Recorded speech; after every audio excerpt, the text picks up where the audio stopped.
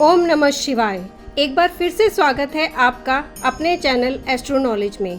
तो चलिए आज दूसरे दिन श्रावण मास की कथा का श्रवण करते हैं। आइए आज की कथा आरंभ करते हैं।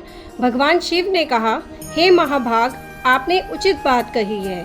हे ब्रह्मपुत्र, आप विनम्र, गुणी, श्रद्धालु तथा भक्ति संपन्न श्रोता हैं।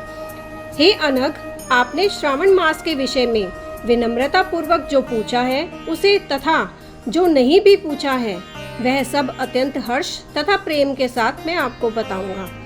द्वेष ना करने वाला सबका प्रिय होता है और आप उसी प्रकार के विनम्र हैं, क्योंकि मैंने आपके अभिमानी पिता ब्रह्मा का 5वां मस्तक काट दिया था, तो भी आप उस द्वेष भाव का त्याग कर मेरी शरण को प्राप्त हुए हैं। अतः हे तात, मैं आपको सब कुछ बताऊंगा, आप एकाग्रचित्त होकर सुनिए। हे योगिन, मनुष्य को चाहिए कि श्रावण मास में नियम पूर्वक नक्त व्रत करें और पूरे महीने भर प्रतिदिन रुद्र अभिषेक करें। अपनी प्रत्येक प्रिय वस्तु का इस मास में त्याग कर देना चाहिए। पुष्पों, फलों, दातों, तुलसी की मंजरी तथा तुलसी दलों और बेल पत्रों से शिवजी की लक्ष्य पूजा करनी चाहिए। 1 करोड़ शिवलिंग बनाना चाहिए और ब्राह्मणों को भोजन कराना चाहिए। महीने भर धारण पारण व्रत अथवा उपवास करना चाहिए। इस मास में मेरे लिए अत्यंत प्रीतिकर पंचामृत अभिषेक करना चाहिए। इस मास में जो जो शुभ कर्म किया जाता है वह अनंत फल देने वाला होता है। हे मुने, इस माह में भूमि पर सोए ब्रह्मचारी रहें। इस मास को बिना व्रत के कभी व्यतीत नहीं करना चाहिए। फलाहार अथवा हविष्या अन्न ग्रहण करना चाहिए। पत्ते पर भोजन करना चाहिए। व्रत करने वाले को चाहिए कि इस मास में शाक का पूर्ण रूप से परित्याग कर दे। हे मुनि श्रेष्ठ, इस मास में भक्ति युक्त होकर मनुष्य को किसी न किसी व्रत को अवश्य करना चाहिए। सदाचार परायण, भूमि पर शयन करने वाला, प्रातः स्नान करने वाला और जितेंद्रिय होकर मनुष्य को एकाग्र किए गए मन से प्रतिदिन मेरी पूजा करनी चाहिए। इस मास में किया गया निश्चित रूप से मंत्रों की सिद्धि करने वाला होता है। इस मास में शिव के षड अक्षर मंत्र का जप अथवा गायत्री मंत्र का जप करना चाहिए और शिवजी की प्रदक्षिणा, नमस्कार तथा वेद पारायण करना चाहिए। इस मास में किया गया पुरुष चरण निश्चित रूप से मंत्रों की सिद्धि करने वाला होता है। इस मास में शिव षडाक्षर मंत्र का जप अथवा गायत्री मंत्र का जप करना चाहिए और शिवजी की प्रदक्षिणा, नमस्कार तथा वेद पारायण करना चाहिए। पुरुष सूक्त का पाठ अधिक फल देने वाला होता है। इस मास में किया गया ग्रह यज्ञ, कोटि होम, लक्ष्य होम और तथा अयुत होम शीघ्र ही फलीभूत होता है और अभीष्ट फल प्रदान करता है। जो मनुष्य इस मास में एक भी दिन व्रतहीन व्यतीत करता है वह महाप्रलय पर्यंत घोर नरक में वास करता है। यह मास मुझे जितना प्रिय है उतना कोई अन्य मास प्रिय नहीं है। यह मास सकाम व्यक्ति को अभीष्ट फल देने वाला और निष्काम व्यक्ति को मोक्ष प्रदान करने वाला है।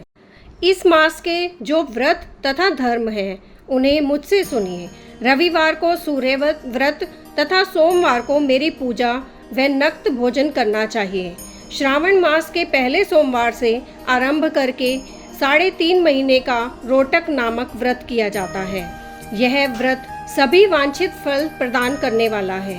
मंगलवार को मंगल गौरी का व्रत, बुधवार व बृहस्पतिवार के दिन इन दोनों वारों का व्रत, शुक्रवार को जीवंतिका व्रत और शनिवार को हनुमान तथा नृसिंह का व्रत करना बताया गया है। हे मुने, अब तिथियों में किए जाने वाले व्रतों का श्रवण करें। श्रावण के शुक्ल पक्ष की द्वितीया तिथि को औदुंबर नामक व्रत होता है। श्रावण के शुक्ल पक्ष की तृतीया तिथि को गौरी व्रत होता है। इसी प्रकार शुक्ल की चतुर्थी तिथि को दुर्वा गणपति नामक व्रत किया जाता है। हे मुने, उसी चतुर्थी का दूसरा नाम विनायकी चतुर्थी भी है। शुक्ल पक्ष में पंचमी तिथि नागों के पूजन के लिए प्रशस्त होती है। हे मुनि श्रेष्ठ, इस पंचमी को रौद्र कल्पादि नाम से जानिए। षष्ठी तिथि को सुपोदन व्रत और सप्तमी तिथि को शीतला व्रत होता है। अष्टमी अथवा चतुर्थी दशी को देवी का पवित्रारोपण व्रत होता है। इस माह के शुक्ल तथा कृष्ण पक्ष की दोनों नवमी तिथियों का नक्त व्रत करना बताया गया है। शुक्ल पक्ष की दशमी तिथि को आशा नामक व्रत होता है। इस मास में दोनों पक्षों में दोनों एकादशी तिथियों को इस व्रत की कुछ और विशेषता मानी गई है। श्रावण मास के शुक्ल पक्ष की द्वादशी तिथि को श्री विष्णु का पवित्रारोपण बताया गया है। इस द्वादशी तिथि में भगवान श्रीधर की पूजा करके मनुष्य परम गति प्राप्त करता है।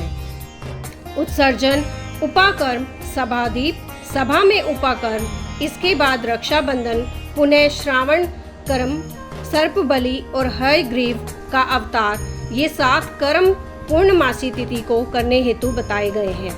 श्रावण मास के कृष्ण पक्ष में चतुर्थी तिथि को संकट चतुर्थी का व्रत कहा गया है और श्रावण मास के कृष्ण पक्ष की पंचमी तिथि के दिन मानक वकल्प आदि नामक व्रत को जानना चाहिए। उत्सर्जन, उपाकर्म, सभादीप, सभा में उपाकर्म, इसके बाद रक्षाबंधन, पुनः श्रवणाकर्म, सर्प बलि और हयग्रीव का अवतार, ये 7 कर्म पूर्णमासी तिथि को करने हेतु बताए गए हैं। श्रावण मास के कृष्ण पक्ष में चतुर्थी तिथि को संकष्ट चतुर्थी व्रत कहा गया है और श्रावण मास के कृष्ण पक्ष की पंचमी तिथि के दिन मानव कल्प आदि नामक व्रत को जानना चाहिए। कृष्ण पक्ष की अष्टमी तिथि को श्री कृष्ण का पूर्ण अवतार हुआ। इस दिन उनका अवतार हुआ, अतः महान उत्सव के साथ इस दिन व्रत करना चाहिए। हे मुनि श्रेष्ठ, इस अष्टमी को मनवादी तिथि जानना चाहिए। श्रावण मास की अमावस्या तिथि को पिठोरा व्रत कहा जाता है। इस तिथि में कुशों का ग्रहण, वृषभों का पूजन किया जाता है। इस मास में शुक्ल पक्ष की प्रतिपदा तिथि से लेकर सब तिथियों के पृथक पृथक देवता हैं। प्रतिपदा तिथि के देवता अग्नि, द्वितीय तिथि के देवता ब्रह्मा, तृतीया तिथि के गौरी और चतुर्थी के देवता गणपति हैं। पंचमी के देवता नाग हैं और षष्ठी के देवता कार्तिकेय हैं। सप्तमी के देवता सूर्य और अष्टमी के देवता शिव हैं। नवमी की देवी दुर्गा, दशमी के देवता यम और एकादशी तिथि के देवता विश्वदेव कहे गए हैं। द्वादशी के विष्णु तथा त्रयोदशी के देवता कामदेव हैं। चतुर्दशी के देवता शिव और पूर्णिमा के देवता चंद्रमा और अमावस्या के देवता पितृ हैं। ये सब तिथियों के देवता कहे गए हैं। जिस देवता की जो तिथि हो, उस देवता की उस तिथि में पूजा करनी चाहिए। प्रायः इसी मास में अगस्त्य का उदय होता है। हे मुने, मैं उस काल को बता रहा हूँ, आप एकाग्रचित्त होकर सुनिए। सूर्य के सिंह राशि में प्रवेश करने के दिन से जब 12:40 घड़ी व्यतीत हो जाती है, तब अगस्त्य का उदय होता है। उसके 7 दिन पूर्व से अगस्त्य को अर्घ प्रदान करना चाहिए। 12 मासों में सूर्य पृथक पृथक नामों से जाने जाते हैं। उनमें से श्रावण मास में सूर्य गर्भास्ति नाम वाला होकर तपता है। इस मास में मनुष्य को भक्ति संपन्न होकर सूर्य की पूजा करनी चाहिए।